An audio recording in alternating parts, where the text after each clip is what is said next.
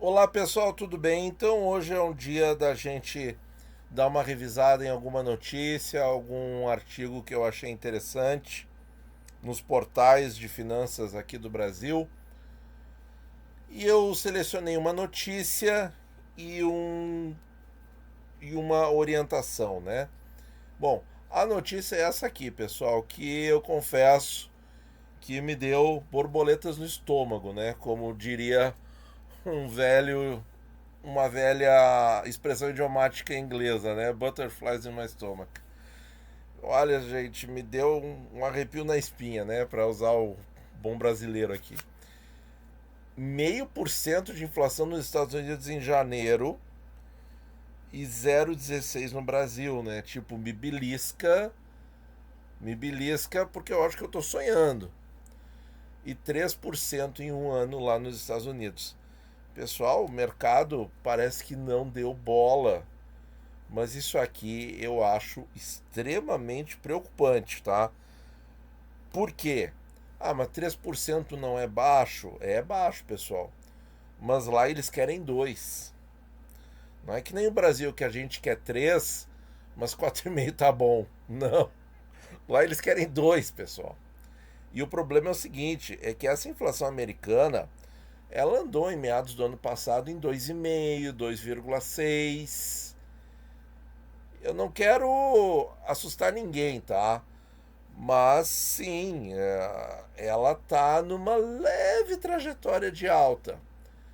Claro que ela deu um bump, né? Deu uma subidinha, deu um susto, especialmente acho que foi janeiro de 24, quando havia uma pressão muito grande para o Fed começar a cortar e eles adiaram bastante. E, e olha, pessoal, de novo a mesma coisa. Então, quer dizer, eu vejo que a inflação americana está bem resistente, isso sim, está bem resistente.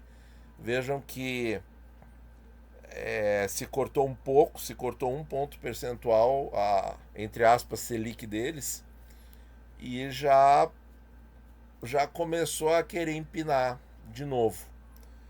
Então, pessoal, não me surpreenderia. Eu acho que isso aqui temos que observar muito bem o que o Jerome Powell vai falar na próxima reunião. Mas vamos ver se ele vai ficar falando em bump, como ele falou bastante daquela outra vez, ou se ele vai começar a abrir a porta para um novo aumento. Porque aí um novo aumento, pessoal, aí começa aquela dor de cabeça toda de novo.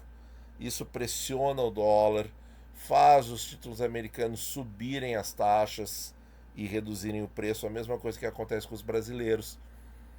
E aí nós de novo vamos ter mais dificuldades. A se revisar este ponto, tá? Mas eu fiquei bastante preocupado. Vamos ver o que vai acontecer. O mercado realmente não deu bola nesse primeiro momento, pelo menos no dia 12 de fevereiro, na quarta-feira. Veremos nos próximos dias e talvez com os próximos dados de inflação nos Estados Unidos. E o artigo tipo orientação que eu escolhi para dar uma conversada com vocês é esse aqui do Infomoney. Renda fixa, 6 razões para investir em um fundo pós-fixado. É, a minha intenção não é, como é que eu posso dizer, desmentir as 6 razões. Não, não é isso. É só mostrar o outro lado da moeda, mostrar um contraponto. Por quê? Para a gente ter uma visão diferente do que o artigo intenciona nos mostrar. Então, confira 6 razões para investir em um fundo pós-fixado. Eu vou modificar em um título pós-fixado. Quem é? Tesouro Selic, tá? Ah, mas o Tesouro IPCA, o IPCA é pós-fixado. Não, pessoal, ele é considerado um título misto, tá? Com uma porção pré e uma porção pós. Então, o título pós-fixado é o Tesouro Selic. Então, vamos ver aqui tudo que eles dizem e eu vou tentar colocar um contraponto para cada um dos motivos que eles mostram aqui. Bom, Vamos ver aqui. Ajuste automático à política monetária do Banco Central. Então, os fundos ou títulos pós-fixados têm sua rentabilidade atrelada a índices como a Selic. Isso significa que sempre que o Banco Central aumentar a taxa básica de juros, o rendimento desses fundos acompanha essa alta automaticamente. Sim, a mesma coisa com os títulos. Essa característica permite que os investidores sejam impactados diretamente pelas decisões de juros sem necessidade de mudanças ocasionais em sua carteira, garantindo um desempenho alinhado ao cenário econômico. Então, agora que nós temos um cenário de alta da Selic, tudo maravilhoso. No contrário, é a mesma coisa.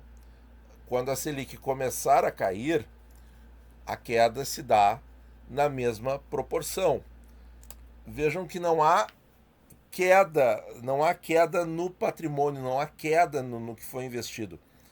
Há queda no rendimento, tá? Quando a Selic começa a cair, vamos supor que ela vá para 14,25 e fique um ano em 14,25 e daí eles comecem derrubando para 14, tá? Cortem 25 vezes e depois passem a cortar 1 por reunião, 1 ponto percentual por reunião.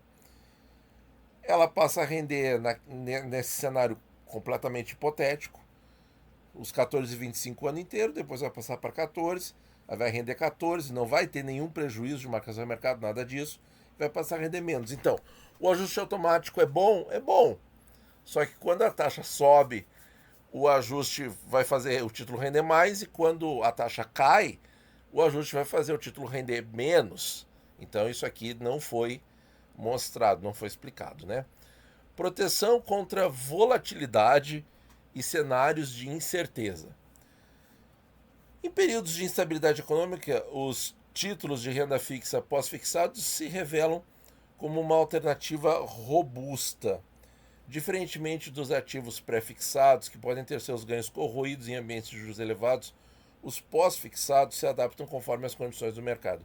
Essa flexibilidade pode ajudar a proteger o investidor contra oscilações bruscas, sendo mais estável em meio às incertezas e volatilidade que afetam outros segmentos do mercado. Bom, pessoal, a minha visão, tá, é que a volatilidade ela não é problema, tá?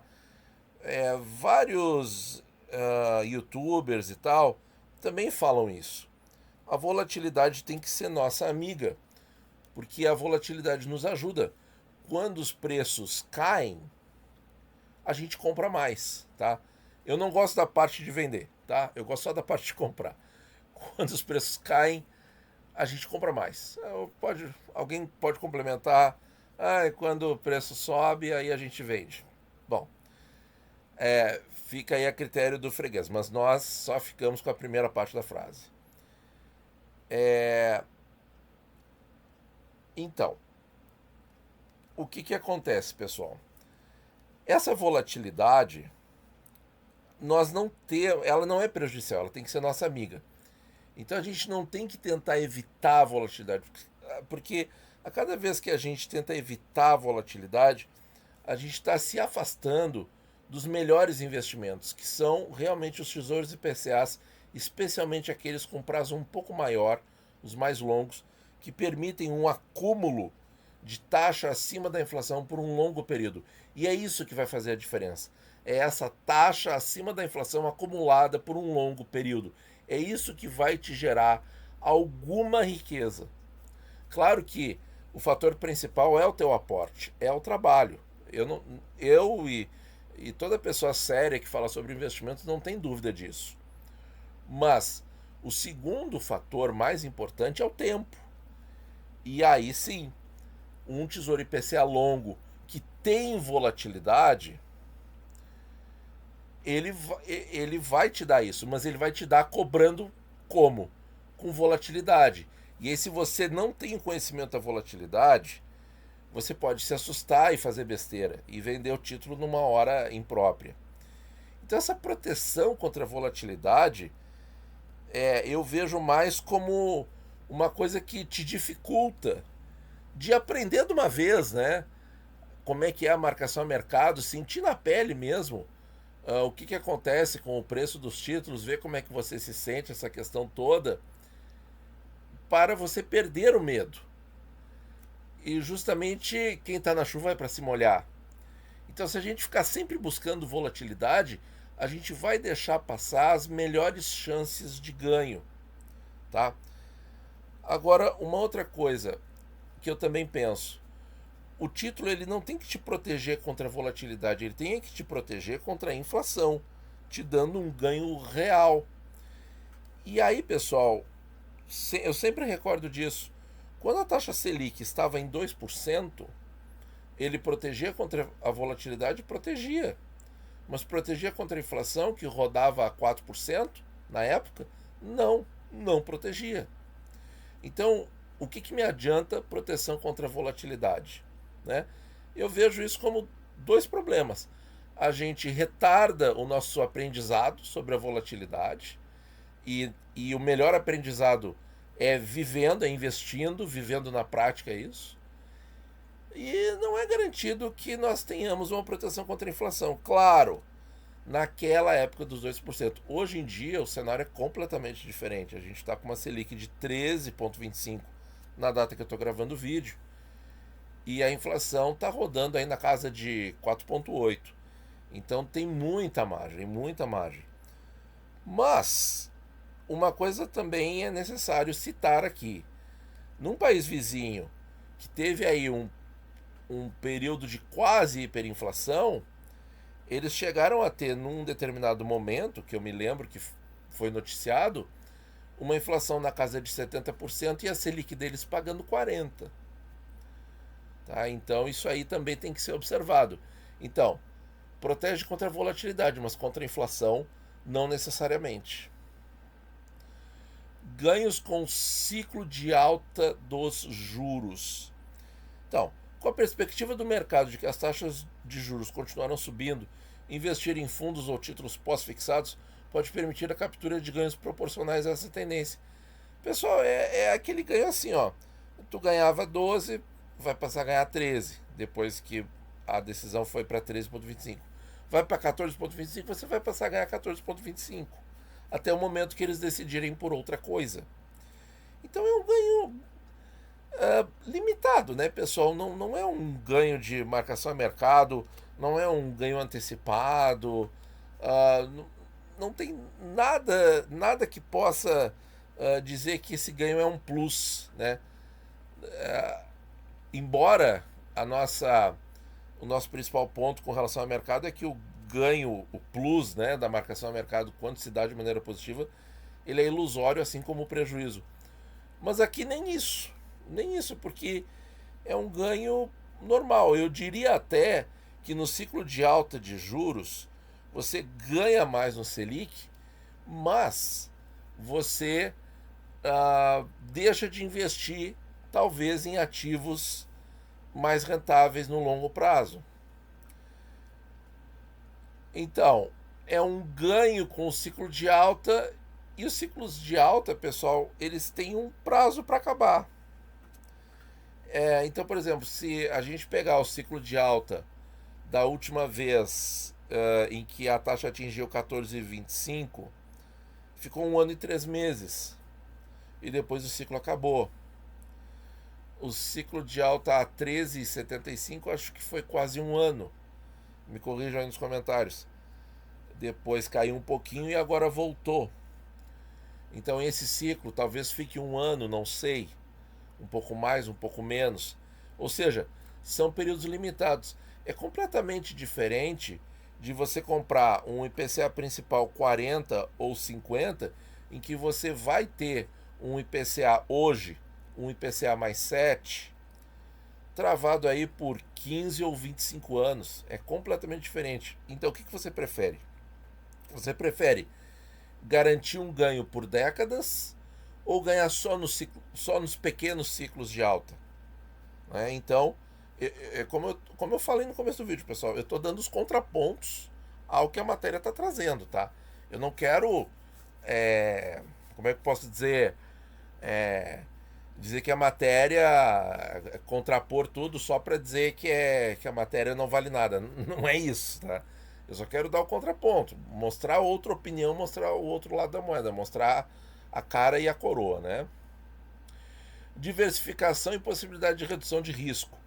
Uma das estratégias mais recomendadas por analistas é a diversificação. Isso sim, pessoal. O tesouro ele nos permite muita diversificação. Porque, vejam, nós temos o Selic, nós temos os prefixados, nós temos os IPCAs e a gente tem uma gama muito bacana de diversificação entre os tesouros IPCAs, com aqueles que pagam juros, com aqueles que pagam tudo no final, que é o principal, e agora com os rendas e os educas, que são sensacionais. Até como fluxo de caixa.